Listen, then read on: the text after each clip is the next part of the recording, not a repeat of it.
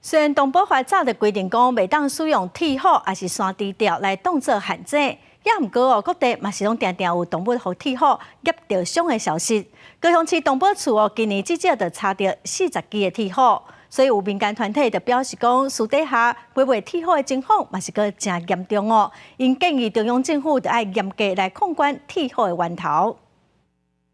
高山仔手互铁虎夹着，受伤流血，毋若伫茶山，动物只要互铁虎夹着，真可能会亲像即只狗仔共款，变做三支脚。其实农业部伫2011年修法，令互人袂当制作贩卖铁虎。毋过即几冬动物互铁虎夹着受伤案例并无减少，规定铁虎袂使用，煞会使买卖。民间团体认为，中央爱为铁虎制造商管制数量，互铁虎袂使伫国内买卖。你伫 外销的情形下，你莫私底下做来内销，好啊！你若会当控制较好，咱内销无即个场，无即个管道，啊，无即个市场，伊豆豆，即个问题就解决啦。伫山区，其实你若做普遍的，要看到2支脚、3支脚的，其实拢是普遍性啦。啊，若是野生动物，就是爱靠有监视器翕着。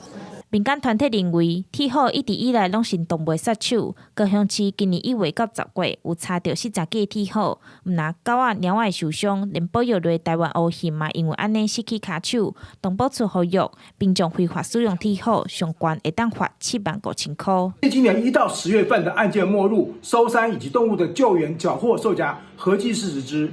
动保处呼吁，非法使用山猪吊与捕兽夹捕抓动物。 违反者最高可处罚75000元罚金，亦有持有捕兽夹者，亦可重罚15000元。随邦政府鼓励民众检举非法使用铁虎，就会当提奖金，不过效果无好，嘛因为查缉骹手无够，加上证据歹找，民间团体认为中央爱守法管制，袂使放娃娃。